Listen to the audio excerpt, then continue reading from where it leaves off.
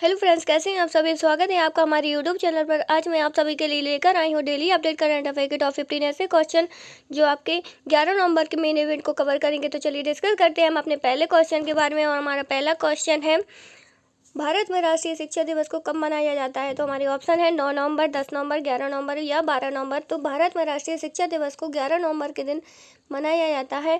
यह दिवस भारत के पहले शिक्षा मंत्री या भारत रत्न से सम्मानित मौलाना अबुल कलाम की याद में 11 नवंबर के दिन मनाया जाता है। वैधानिक रूप से देखें तो 11 नवंबर 2008 में किया गया है।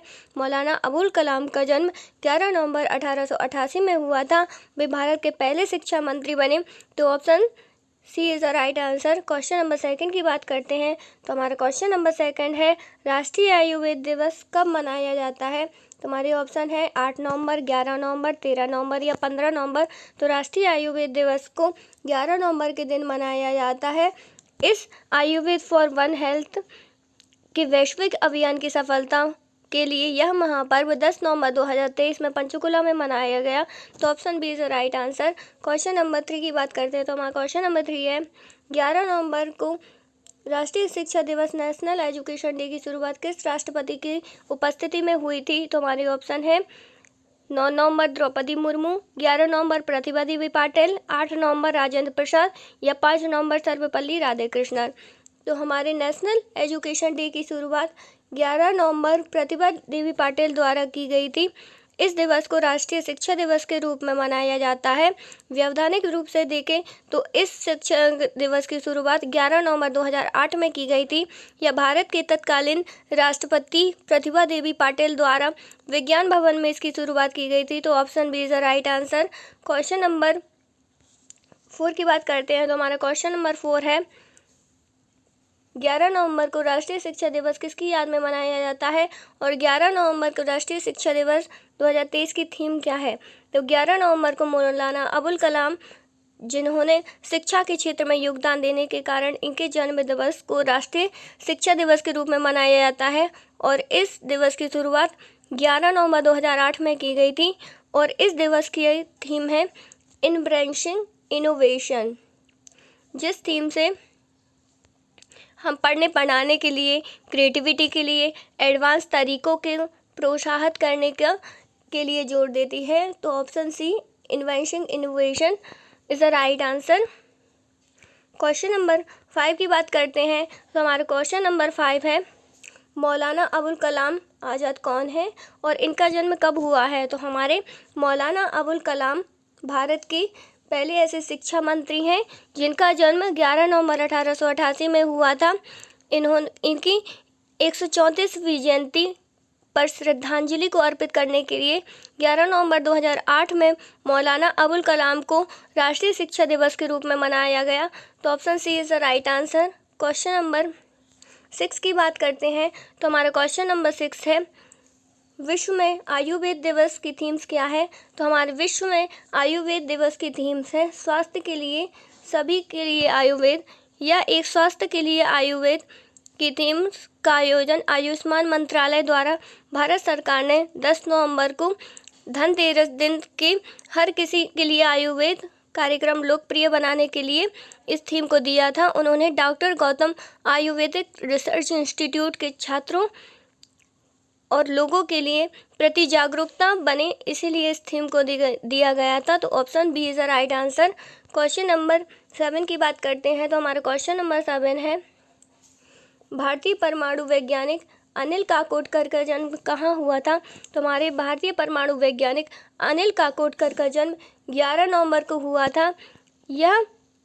इनका जन्म 11 नवंबर को 1943 में महाराष्ट्र के मुंबई शहर में हुआ था। यह नवंबर 2009 में परमाणु ऊर्जा आयोग के अध्यक्ष बने और भारत सरकार द्वारा परमाणु ऊर्जा विभाग के सचिव भी बने। तो option A is the right answer. Question number 8 की बात करते हैं। तो हमारा क्वेश्चन नंबर 8 है, विक्रम साराभाई अनुसंधान प्रयोगशाला की स्थापना कब की गई। तो विक्रम साराभाई अनुसंधान की प्रयोगशाला की स्थापना 11 नवंबर 1947 आज के दिन की गई। इस विज्ञान प्रयोगशाला को PRL की स्थापना डॉक्टर विक्रम साराभाई 1947 में उन्होंने की थी भारत सरकार द्वारा अंतरिक्ष विभाग की यूनिट के रूप में PRL में भौतिकी, अंतरिक्ष, वायुमंडलीय विज्ञान, खगोल विज्ञान, खगोल भौतिकी और सौर भौतिकी, ग्रहीय भू विज्ञान के चुनिंदा क्षेत्रों में अनुसंधान पर कार्य किया जाता है। तो हमारा option C is the right answer. Question number 9 की बात करते हैं। तो हमारा क्वेश्चन नंबर 9 है, प्रधानमंत्री नरेंद्र मोदी के द्वारा नवंबर के अंत में शुरू होने वाले संयुक्त राष्ट्र सम्मेलन कब 2028वें संस्मरण को कब उपस्थिति देंगे? तो दुबई में इस संस्मरण को किया जा रहा है। यह सम्मेलन संयुक्त राष्ट्र सम्मेलन कब को दुबई में आयोजित किया जा रहा है। यह आयोजन 30 नवंबर से 12 दिसंबर तक आयोजित किया जा रहा है। इस शिखर सम्मेलन को एक्सपोर्ट सिटी दुबई में ग्लोबल वार्मिंग को औद्योगिक स्तरों में 1.5 डिग्री 2023 में पहले ऊर्जा के परिवर्तन को तेजी से कंट्रोल करने के लिए किया जा रहा है। तो option A is the right answer. Question number 10 की बात करते हैं। तो हमारा क्वेश्चन नंबर 10 है, भारत में अंतर्राष्ट्रीय डाक प्रदर्शनी की शुरुआत कब हुई थी? तो हमारे भारत में अंतर्राष्ट्रीय डाक प्रदर्शनी की शुरुआत 1973 में नई दिल्ली में की गई थी और यह शुरुआत को डाक दिवस की प्रदर्शनी के तौर पे मनाया जाता है। तो option B is the right answer. Question number 11 की बात करते हैं। तो हमारा क्वेश्चन नंबर 11 है, भारत में पहली इलेक्ट्रॉनिक एयर टैक्सी कहाँ पर चली? तो हमारी भारत में पहली इलेक्ट्रॉनिक एयर टैक्सी हवा में चलाई जाएगी और यह टैक्सी की शुरुआत 2026 में शुरुआत करने की योजना है। यह ऐतिहासिक प्रोजेक्ट के लिए प्रमुख विमान कंपनी इंडिगो के मूल कंपनी IGI में एक अमेरिकी कंपनी के द्वारा इसकी शुरुआत की जाती है। तो option number C is the right answer. Question number 12 की बात करें तो हमारा क्वेश्चन नंबर 12 है, डिफेंस एक्सेलरेशन सिस्टम का परीक्षण कहाँ किया जा रहा है?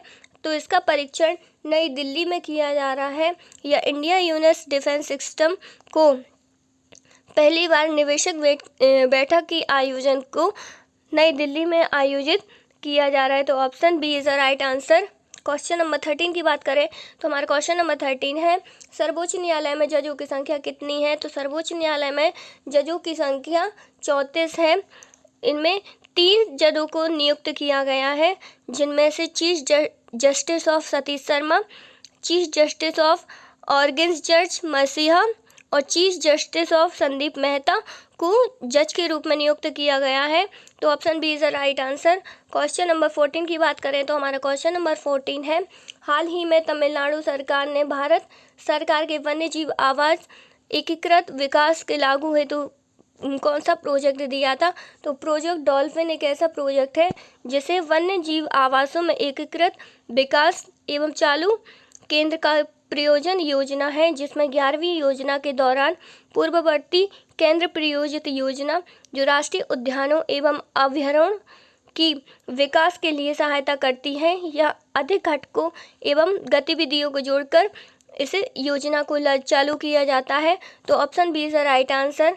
क्वेश्चन नंबर 15 की बात करते हैं तो हमारा क्वेश्चन नंबर 15 है, दिल्ली में अब किस कारण से नहीं चलेगी ऑड इवन? सुप्रीम कोर्ट ने क्या फैसला सुनाया है? तो हमारी ऑप्शन है कि ऑड इवन ना चलने के लिए प्रदूषण जिम्मेदार है, या बारिश के कारण प्रदूषण सुधरने के कारण और ऑड इवन नहीं चलाई जा रही है, या जल प्रदूषण के कारण, या ये सभी।